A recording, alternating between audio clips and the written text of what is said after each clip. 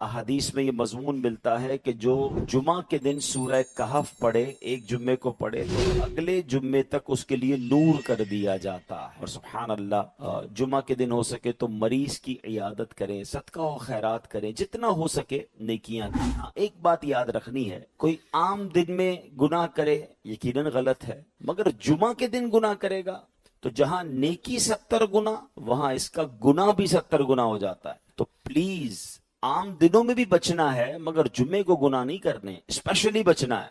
जुम्मे को कोई नमाज कजा नहीं होनी चाहिए। मैं नहीं कहता आम दिनों में भी नहीं होनी चाहिए, मगर कितनी अफसोस की बात है कि जुम्मे की नमाज पढ़ते हैं, असर की नहीं पढ़ते। ऐसा ना करें। अल्लाह करे कि ये बात हम समझने में कामयाब हो और इस दिन को इम्पोर्टेंस दें। दुरूद पाक पढ़ने के बेशुमार फजाइल व बरक़ात हैं। काबे के बदरुद्दुजा, तौबा के शम्सुद्दुहा सल्लल्लाहु तआला अलैहि वसल्लम का फरमाने आलीशान है, कुल्लु कलामिन ला युज़्करुल्लाहु तआला फीही फयुब्दअु बिही व बिस्सलाति अलैया फहुवा अक़तअु ममहूकुम मिन कुल्लि बरका। मेरे आका फरमाते हैं, हर वो बात जो अल्लाह पाक के जिक्र और मुझ पर दुरूद पाक भेजे बगैर शुरू की गई, वो हर बरकत से महरूम व खाली है। हमें कोशिश करनी चाहिए, जब भी कोई बात करने लगे, कहीं कोई आपकी कोई मीटिंग है, अल्लाह का कुछ जिक्र कर लें, कुछ दुरूद पाक पढ़ लें। आप कहीं नेकी का काम शुरू कर रहे हैं, अल्लाह और उसके रसूल के जिक्र से उसको शुरू करें, अल्लाह पाक उस काम में बरकत डाल देगा। आसान तरीका क्या है? हर नेक और जायज़ काम से पहले बिस्मिल्लाहिर्रहमानिर्रहीम पढ़ें, अल्लाह का जिक्र भी हो गया। साथ दुरूद पाक पढ़ लें, अस्सलातु वस्सलामु अलैका या रसूल अल्लाह। अब बिस्मिल्लाह शरीफ और दुरूद पढ़ने में देर कितनी लगी? मेरा ख्याल है 10 सेकंड भी नहीं लगे, मगर अब उस काम में बरकत आ जाएगी। घर से निकल रहे हैं तो अल्लाह का जिक्र करते हुए निकलें, दुरूद पाक पढ़ते हुए निकलें। कारोबार पर जा रहे हैं, दुरूद पाक पढ़ते हुए जाएं, अल्लाह का जिक्र करते हुए जाएं। तो जिक्र और दुरूद आपकी जबान पर अगर जारी होगा, तो नबी पाक ने क्या फरमाया कि अगर ये नहीं करेंगे तो वो हर बरकत से महरूम व खाली होगी। चाहते हैं कि बरकतें आएं, रहमतें आएं, अल्लाह रसूल का जिक्र जो है वो अपनी जबान पर जारी कर दें। हर जुम्मे एक और हदीस पाक भी कोशिश करता हूँ बयान करूँ, ताकि मजीद याद दहानी हो जाए, मजीद दुरूद पाक पढ़ने का शौक बढ़े। कि अल्लाह के नबी अलैहिस्सलाम फरमाते हैं, जिसका मजमून है कि जो कोई शख्स जुमा के दिन 200 बार दुरूद पाक पढ़े, उसके 200 बरस के गुनाह मुआफ कर दिए जाते हैं। एटलीस्ट जुम्मे को तो हमें कसरत से दुरूद पाक पढ़ना चाहिए। कोशिश करते हैं हम जुम्मे को, जब यहाँ बयान की सआदत मिलती है तो हम कुरान पाक की कुछ आयतों की तिलावत करते हैं, उसका तर्जमा सुनते हैं, और उससे जो मैसेज मिलता है, जो पैगाम मिलता है, वो सीखने की कोशिश करते हैं। अल्लाह करीम कुरान मजीद फुरकान हमीद में इरशाद फरमाता है, पहला पारा है, सूरह बकरा है और आयत नंबर है 62। इरशाद होता है, बिस्मिल्लाहिर्रहमानिर्रहीम, इन्नल्लज़ीना आमनू वल्लज़ीना हादू वन्नसारा वस्साबिईन मन आमन बिल्लाहि वल आखिरी व अमिला सालिहन फलहुम अजरुहुम इंद रब्बिहिम फला वला खौफुन अलैहिम वला हुम यहज़नून। अब इस आयत का तर्जमा क्या है? आयत का तर्जमा यह है, तर्जमा कुरान, आसान तर्जमा कुरान, कंजुल इरफान। बेशक ईमान वालों, नीज यहूदियों और ईसाइयों और सितारों की पूजा करने वालों में से जो भी सच्चे दिल से अल्लाह पर और आखिरत के दिन पर ईमान ले आए और नेक काम करें, तो उनका सवाब उनके रब के पास है। उन पर ना कोई खौफ होगा और ना वो गमगीन होंगे। अभी बड़ा खूबसूरत यूं समझिए एक सिनेरियो था, एक जबरदस्त यूं समझिए इसके पीछे पसे मंजर है। वाकया है एक ऐसे सहाबी का जो तमाम सहाबा में सबसे लंबी उम्र जिनको मिली, اور وہ صحابی ہیں حضرت سلمان فارسی رضی اللہ تعالیٰ. یاد یہ سب باتیں ہمیں پتہ ہونی چاہیے. 250 سال کے قریب آپ کی عمر تھی، اور آپ نے جس طرح اللہ کے نبی کو تلاش کیا ہے نا، جس طرح ایمان ان کو ملا، جس طرح نبی پاک کا ساتھ ملا، جس طرح وہ پیارے آقا کے پاس پہنچے، یہ لمبی داستان ہے. اور یقین کریں سیدنا سلمان فارسی کی جب بھی آپ داستان پڑھتے ہیں سنتے ہیں تو ایمان ہونا دل میں، تو دو باتوں کی اہمیت بڑھنی چاہیے. ایک تو ان سے پیار ہو جاتا ہے کہ کتنی سٹرگل، کتنی محنت، اتنے سال لگا دیے نبی پاک کو تلاش کرنے میں. دوسرے نمبر پر ایمان کی اہمیت ہے کہ ایمان کی تلاش میں انہوں نے کدھر کدھر سفر کیا. آپ کو پتہ ہے حضرت سلمان فارسی انہوں نے اپنے آپ کو غلام بنا کر بیچ دیا.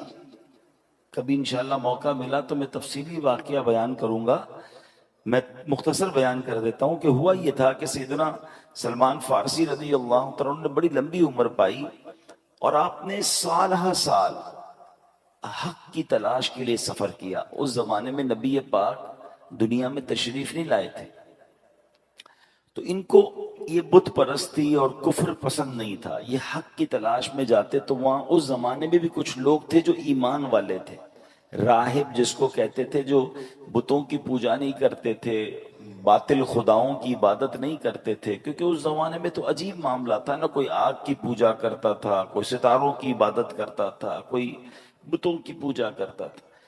تو یہ اللہ وحدہ لا شریک کے ماننے والے تھے. تو یہ راہب ہوتے تھے جو تمام لوگوں سے دور ہو کر عبادت کرتے تھے. یہ ان کے پاس چلے جاتے، ان کے پاس بیٹھتے.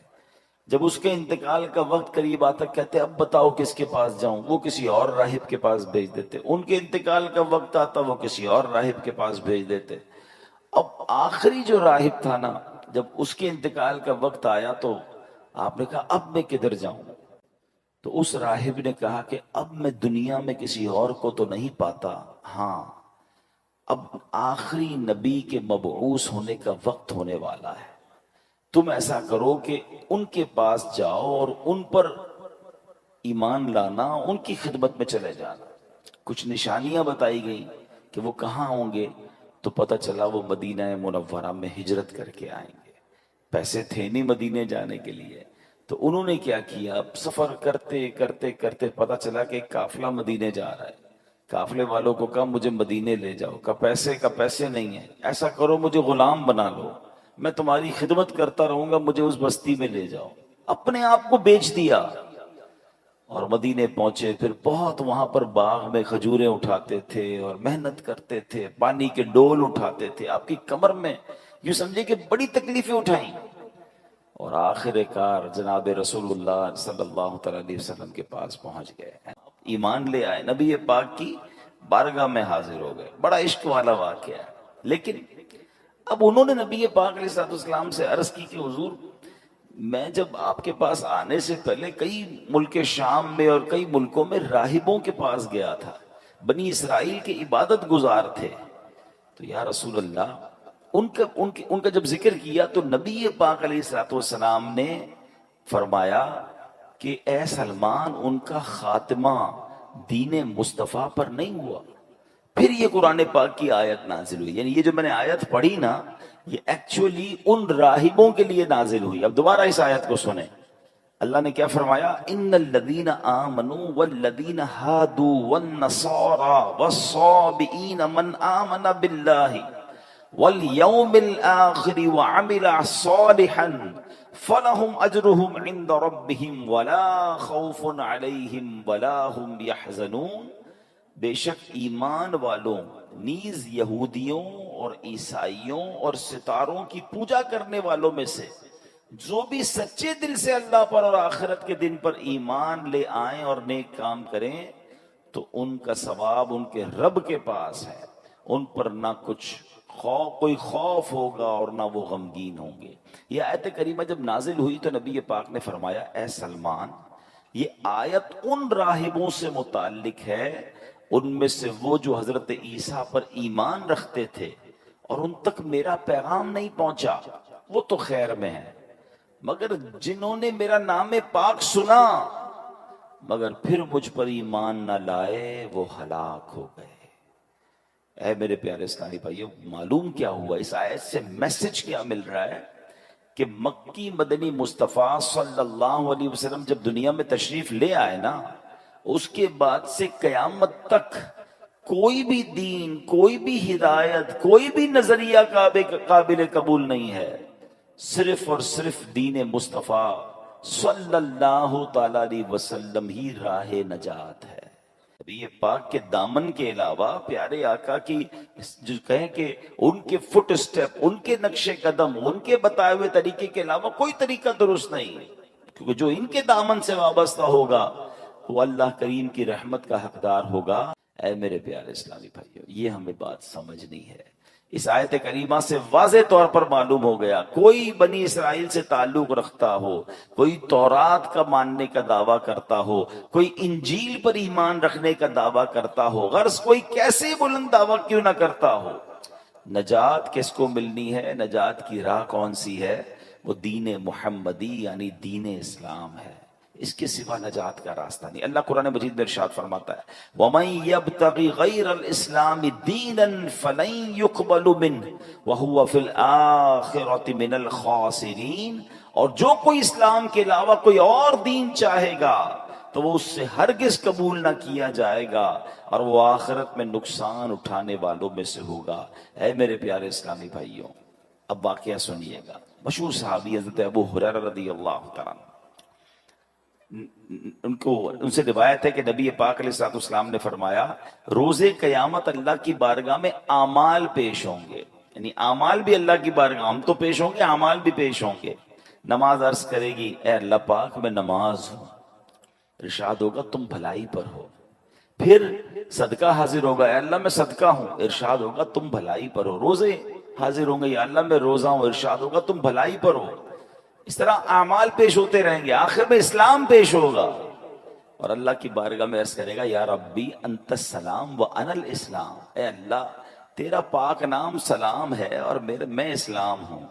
ارشاد فرمائے گا انک علی خیر بک الیوم آخذ و بک اعطی، بے شک تو بھلائی پر ہے اے اسلام، آج جس کی بھی پکڑ ہوگی تیری ہی سبب سے ہوگی، یعنی جس نے تیرا انکار کیا ہوگا اس کی پکڑ ہوگی، اور جس کو جو عطا ہوگا وہ تیری ہی بدولت ہوگا۔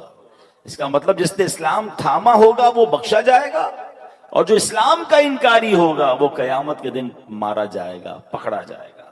میرا یہ بیان چونکہ پوری دنیا میں سنا جاتا ہے، ابھی بھی سن رہے ہوتے ہیں، بعد میں بھی لوگ سنتے ہیں، اگر میرا کوئی ایسا ویور ہے جو مسلمان نہیں ہے، جو اللہ کو، اس کے حبیب علیہ الصلوۃ والسلام کو ماننے والا نہیں ہے، آج قرآن کی آیتوں کے ذریعے میں آپ سے عرض کر رہا ہوں، ایک ہی دین جو اللہ کی بارگاہ میں مقبول ہے، نبی پاک کے آنے کے بعد اب کوئی راہ نجات نہیں ہے، آپ اسلام میں داخل ہو جائیں، اللہ آپ کو اسلام پر استقامت دے، ہم جو ایمان والے اللہ ہمیں بھی ایمان پر استقامت دے، کہ ایمان ہی راہ نجات ہے۔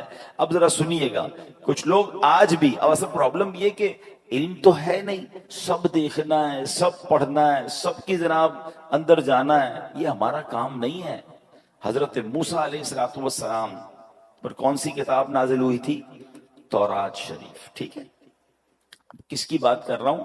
حضرت فاروق اعظم، حضرت عمر فاروق کیسی ہستی ہیں جن کے بارے میں نبی پاک فرماتے میرے بعد اگر کوئی نبی ہوتا تو عمر ہوتا۔ ان کا واقعہ سنیے۔ ایک بار نبی پاک کا دربار تھا، حضرت عمر آئے، ہاتھ میں تورات شریف تھی۔ حضرت عمر نے نبی پاک کے پاس بیٹھ کر تورات پڑھنا شروع کر دی۔ توجہ پیارے آقا علیہ الصلوۃ والسلام کی طرف نہیں گئی، بلکہ تورات پڑھنا شروع کر۔ جیسے جیسے آپ تورات پڑھتے جاتے تھے نا، میرے آقا کے چہرے کا رنگ بدلتا گیا، جلال شریف، نبی پاک کے چہرے پر جلال کی وجہ سے رنگ بدلتا گیا۔ حضرت ابوبکر صدیق نے حضرت عمر کو روکا، اے عمر نبی پاک کا چہرہ تو دیکھو، پیارے آقا کے چہرے کو تو دیکھو۔ حضرت عمر نے جیسے نبی پاک کے چہرے کی طرف دیکھا تو جلال کی کیفیت، فوراً تورات شریف بند کیا، نبی پاک سے معافی کے طلبگار ہوئے۔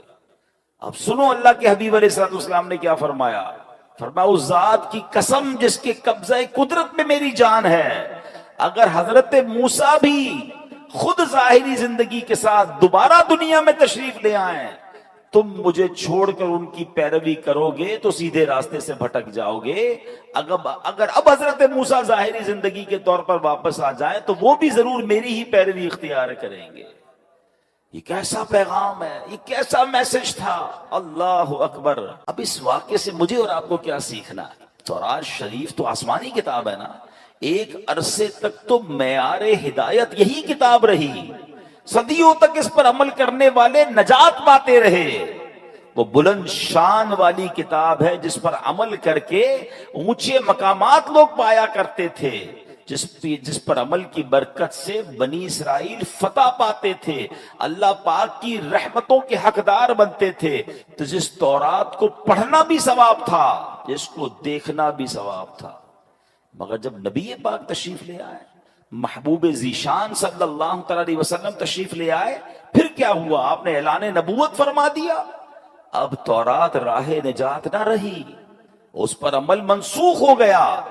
اب غور کریں, جب پچھلی آسمانی کتابوں کے بارے میں یہ اصول ہے, یہ حکم ہے, تو اب جو نئے نئے فتنے اٹھ رہے ہیں, نئے نئے طریقے ایجاد ہو رہے ہیں, نئے نئے فارمولے لوگ لے کر آ رہے ہیں, ذرا غور کیجئے وہ کیسے راہ نجات ہو سکتے ہیں, وہ کیسے ہدایت کے راستے ہو سکتے ہیں.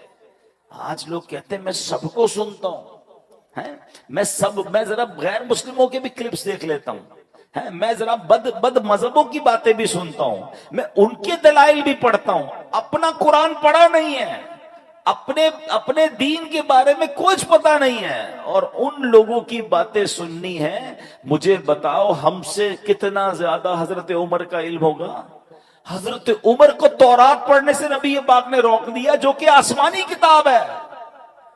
اور ہم جناب جن کے پاس علم نام کی کوئی چیز نہیں, اپنے دین کے بارے میں مضبوطی نہیں, اور غیر مسلموں کی باتیں سنیں گے, بد مذہبوں کی باتیں. کوئی بات دل میں بیٹھ گئی تو ایک بات یاد رکھیے گا, یہ ضرور اللہ کا مجھ پر اور آپ پر احسان ہے کہ ہمیں بن مانگے ایمان دیا ہے. ہم نے اسٹرگل نہیں کی. حضرت سلمان فارسی کو دیکھو یار, میں نے آپ کو بہت شارٹ میں واقعہ سنا, میں واقعہ پورا سناؤں رونے لگ جاؤ گے, کہ اس اللہ کے بندے نے ایمان حاصل کرنے کے لیے, نبی پاک کو تلاش کرنے کے لیے کیا کیا کیا, اپنا آپ بیچ دیا. میں نے اور آپ نے کیا کیا؟ ہم تو پیدا ہی مسلمان گھرانے میں ہوئے, بغیر مانگے. اللہ نے کتنی بڑی مہربانی کی, پیدا ہوتے ہی سب سے پہلی آواز کیا سنی ہمارے کانوں نے؟ اللہ اکبر, اللہ اکبر. میرے ماں باپ مسلمان, میرے گھر میں اسلام. اللہ, کبھی سوچو اگر میں اور آپ کسی اور غیر مسلم خاندان میں پیدا ہو جاتے تو کدھر جاتے؟ کیا نہیں ہو سکتے تھے؟ کیا آج دنیا میں عیسائیوں کے بچے پیدا نہیں ہوتے؟ غیر مسلموں کے گھر میں بچے پیدا نہیں ہوتے؟ مجھے کیوں مسلمان گھرانے میں اللہ نے پیدا کیا بن مانگے؟ یہ کتنا بڑا اللہ کا احسان ہے. اچھا پھر ایک اور احسان, چلے ایمان والا بنایا, اللہ کی بڑی مہربانی ہے, اللہ تیرا شکر. مگر مجھے حضرت موسیٰ کا امتی بھی تو بنا سکتا تھا, حضرت عیسیٰ کا امتی بھی تو بنا سکتا تھا. اس زمانے میں بھی تو لوگ پیدا ہوئے تھے. یہ میں آخری نبی علیہ الصلوۃ والسلام کی امت میں پیدا ہو گیا. یہ کتنی بڑی مہربانی ہے. میں خدا کی قسم صحیح بتاؤں نا, صرف میں اور آپ ساری زندگی اسی بات کا شکر ادا کرتے جائیں تو زندگی ختم ہو جائے, شکر ادا نہیں ہو سکتا. کتنا بڑا مجھ پر احسان کر دیا. یہ اللہ نے ہم پر مہربانی کی نا. لیکن اب ایک بات آپ سمجھ جائیے, ایمان والے تو بن گئے, مسلمان گھرانے میں پیدا تو ہو گئے, but we have no guarantee کہ ہم مسلمان ہی مریں گے. ہاں, ایمان بندہ قبول بھی کر سکتا ہے, اور بدقسمتی سے بدبختی غالب آ جائے تو اس کا ایمان اس سے چھن بھی سکتا ہے. ایمان کی فکر کرنی ہے, ایمان کی حفاظت کی دعائیں کرنی ہے. پوری دنیا میں آج کہا جاتا ہے کہ سب سے زیادہ جو موسٹ گروئنگ ریلیجن ہے نا, سب سے زیادہ پھیلنے والا مذہب اسلام ہے. بہت اچھی بات ہے, مگر مسلمان بھی غیر مسلم ہوتے ہیں, اس کی بھی ہمیں فکر کرنی ہے, دعائیں کرنی ہیں. تو یہ کیسے ہو سکتا ہے؟ جب آپ سب کی سنیں گے, آپ غیر مسلموں کو بھی سنیں گے, آپ بد مذہبوں کو بھی سنیں گے, آپ ان سے دوستیاں لگائیں گے, کیا پتا ان کی کون سی بات. اب تو سنا ہے, پتہ نہیں, میں مذہبوں کے نام نہیں لیتا, مگر مختلف تہواروں میں مسلمانوں کے بچے جا رہے ہیں.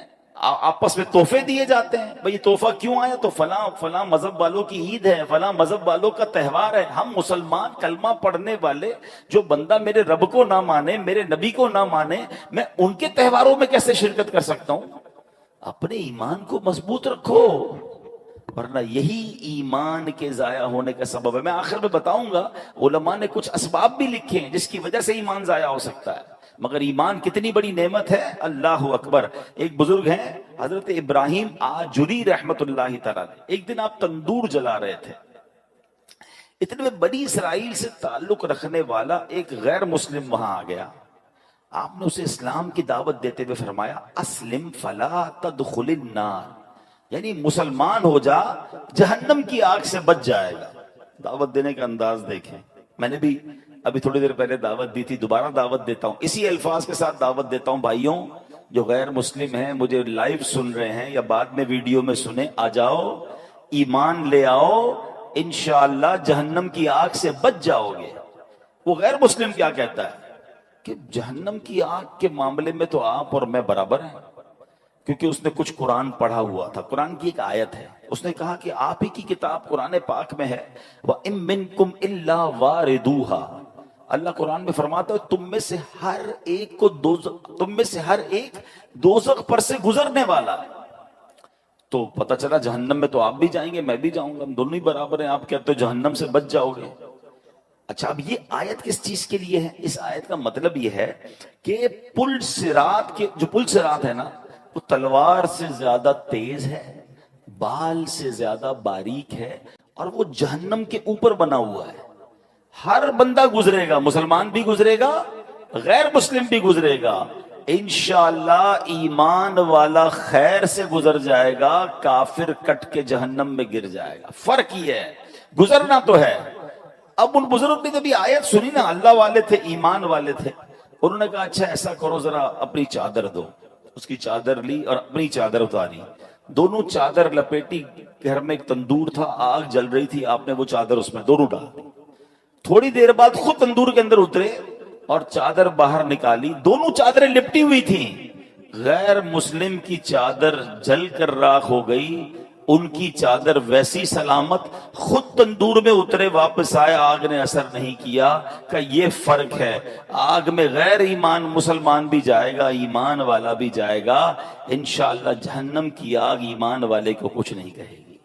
یہ دیکھنا تھا، وہ غیر مسلم کلمہ پڑھ کر مسلمان ہو گیا. تو یہ فرق ہے. ایمان ہوا انشاءاللہ، انشاءاللہ ایمان سلامت لے کر جانا ہے نا. اچھا، یہی بات اللہ نے قرآن میں فرمائی. Try to understand. جب ہم اس طرح کی باتیں کرتے ہیں نا تو لوگ کہتے ہیں یار یہ پتہ نہیں کیسے کہہ رہے ہیں ایمان جا سکتا ہے، اللہ نے مسلمان بنا دیا اب تو گارنٹی ایمان والے ہو گئے. نہیں، اللہ کے نبی کی دعائیں ہیں. پیارے آقا دعا کیا کرتے، یا مقلب القلوب ثبت قلبی علی دینک. کیا مطلب ہوا اس کا؟ دلوں کو پھیرنے والے، میرے دل کو اپنے دین پر ثابت قدمی عطا فرما. کون دعا کر رہا ہے؟ جس کے صدقے ایمان ملا ہے. پڑھتے ہو نا نعت میں شعر، تیرے صدقے میں آقا سارے جہاں کو دین ملا. وہ دعا کر رہے ہیں ہماری تربیت کے لیے کہ دل بدلتا ہے. اے اللہ دل سلامت رکھیو، ایمان لے کر جانا ہے. اچھا، قرآن میں رب نے فرمایا نا یا ایھا الذین آمنوا اتقوا اللہ حق تقاتہ ولا تموتن الا وانتم مسلمون. اے ایمان والو، اللہ سے ڈرو جیسا ڈرنے کا حق ہے، اور نہیں مرنا مگر مسلمان. یعنی ایمان لے کر مرنا، کہیں غیر مسلم مت مر جانا. قرآن کا یہ پیغام بتا رہا ہے کہ ایمان والا بھی بے ایمان ہو سکتا ہے، ایمان والے کا بھی ایمان چھن سکتا ہے. تو اے میرے پیارے اسلامی بھائیوں، آج سمجھنا یہ ہے کہ اپنے ایمان کی حفاظت کرنی ہے. ایمان ہے تو سب کچھ ہے. نبی پاک کی راہ کے علاوہ، پیارے آقا کے طریقے کے علاوہ کوئی طریقہ نہیں جو راہ نجات ہو. ادھر ادھر لیفٹ رائٹ نہیں جانا ہے. اپنے ایمان پر، اپنے دین سے محبت بھی کریں. انفارچونیٹلی ایسا بھی ہو گیا جو خاص طور پہ غیر مسلموں ملکوں میں رہتے ہیں، یہ ذرا بہت زیادہ ایلیٹ کلاس، ماڈرن طبقے میں جانا آنا ہے. ہمیں بھی پتا ہے، وہ ادھر جا کے اپنے آپ کو مسلمان کہتے ہوئے شرما رہے ہوتے ہیں، اپنے اسلامی طریقوں پر عمل کرتے ہوئے شرما رہے ہوتے ہیں. اچھا ادھر سے کوئی اٹیک ہو اسلام کے اوپر، اسلام کے طریقے پر، تو خود ہی ان کی باتوں میں ہاں میں ہاں ملا رہے ہوتے ہیں، ہاں جناب یہ کچھ بات مجھے بھی سمجھ نہیں آتی، تف ہے تم پر، اپنے ایمان، اپنے قرآنی حکم پر، نبی پاک کے طریقے پر آپ خود تک منگا رہے ہو۔ ارے دنیا کے کسی میدان میں جائیں، ڈنکے کی چوٹ پہ کہیں میں مسلمان ہوں، میں اپنے نبی کا امتی ہوں، اور جو قرآن و حدیث میں سب پر میرا ایمان ہے، یہ آدھا مسلمان کون سا ہوتا ہے؟ اسلام میں پورے پورے داخل ہونا ہے اور اس پہ فخر کرنا ہے، اس پہ شرمانا نہیں، اور یہ ایمان مضبوط ہونے کی دلیل ہے۔ وہی پرابلم ہے نا، صحبتیں ایسی ہیں، دوست ایسے ہیں، باتیں ایسی ہیں کہ سن سن کر ان سے پیار ہو جاتا ہے، اسلام سے نفرت ہو جاتی ہے۔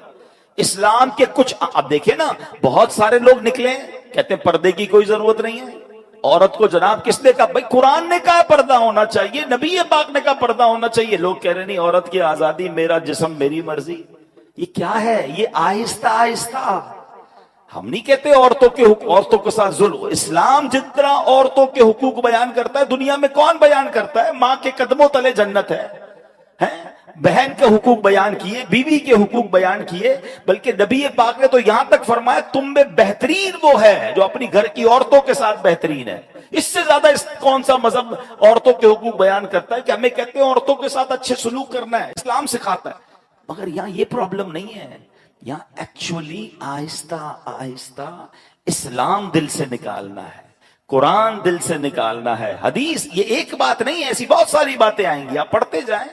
یا کچھ آتے ہیں دانشور کے نام پر جو ٹی وی پہ آئیں گے، سوشل میڈیا پہ آئیں گے اور آپ کو سمجھائیں گے کہ قرآن کی یہ بات ٹھیک نہیں ہے، اس پہ عمل نہیں کرنا چاہیے، اس کا مطلب تو کچھ اور ہے، یہ پلاننگز ہیں۔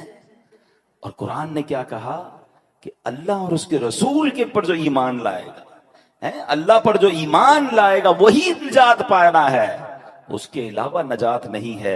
اے میرے پیارے اسلامی بھائیوں، اگر ہمیں بچنا ہے جہنم کی آگ سے، ہمیں بچنا ہے آخرت کے عذاب سے، تو اپنے ایمان کی حفاظت کرنی ہے۔ ایک بار نبی پاک علیہ الصلوۃ والسلام، دیکھیں پیارے آقا کی کیا شان، اس زمانے میں نبی پاک نے سمجھایا، ایسا لگتا ہے یہ آج کے لیے کیسی پیاری بات ہے۔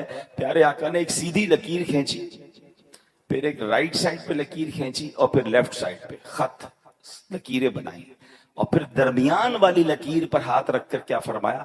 دائیں بائیں والی لکیروں پر فرمایا ہادہ سبل الشیطان، یہ شیطان کے راستے ہیں، اور درمیان والی لکیر پر فرمایا وَأَنَّ هَذِهِ صِرَاطِي مُسْتَقِيمًا فَاتَّبِعُوهُ، اور یہ کہ یہ میرا سیدھا راستہ ہے تو اس پر چلو۔ قرآن کی آیت تلاوت کر کے سمجھایا کہ سیدھا راستہ اللہ اور اس کے رسول کا راستہ ہے، دائیں بائیں یہ عجیب عجیب راستے آتے رہیں گے جس سے اپنا ایمان بچانا ہے۔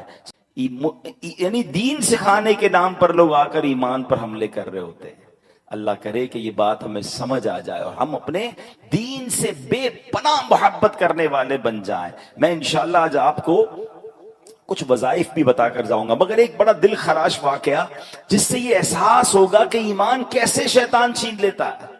امام ابو محمد رحمت اللہ تعالی علیہ فرماتے 3 عبادت گزار لوگ تھے، زاہد تھے، حج پر گئے، اور جاتے جاتے راستے میں غیر مسلموں کی بستی میں قیام کیا۔ اب ان تینوں میں سے ایک کی نظر ایک غیر مسلم لڑکی پر پڑی جو بڑی خوبصورت تھی، اس کی طرف اس کا دل مائل ہو گیا۔ پہلے کے زمانے میں قافلے اونٹوں پر، گھوڑوں پر بہت لمبا سفر ہوتا تھا، اب صبح ہوئی تو سفر کا وقت ہے، اس نے کہا دونوں کو، اگر تم جاؤ میں ذرا پیچھے آتا ہوں۔ وہ دونوں تو حج پہ روانہ ہو گئے، یہ بندہ اسی بستی میں رک گیا، اس عورت کی طرف اس کا دل آ گیا، عورت سے اس نے بات کی کہ میں تم سے شادی کرنا چاہتا ہوں۔ تو عورت نے کہا کہ میرے والد سے بات کرو۔ والد کے پاس گیا، والد نے کہا اس کا مہر دو۔ کہا مہر کیا ہے؟ کہا مہر بہت بھاری ہے۔ کہا بتائیے، میں مہر دے دوں گا۔ کہا مہر یہ ہے کہ تم غیر مسلم ہو جاؤ، تم اسلام چھوڑ دو۔ اس بدبخت نے اس لڑکی کے عشق کے چکر میں اپنا دین چھوڑ دیا، جو عبادت گزار تھا، حج کو جا رہا تھا۔ ٹرائی ٹو انڈرسٹینڈ، کدھر جا کر ایمان گیا اس کا؟ حج کے راستے میں شیطان نے ایسا حملہ کیا کہ وہ غیر مسلم ہو گیا۔ اچھا وہ شادی بھی ہو گئی، اب وہ دوست حج کر کے واپس اسی راستے سے آئے کہ وہ دوست کدھر رہ گیا، حج پہ ہی نہیں آیا۔ واپس آئے، ڈھونڈتے ڈھونڈتے پتا چلا کہ وہ بندہ تو غیر مسلم ہو گیا تھا، مگر اس دوران اس کا انتقال بھی ہو گیا۔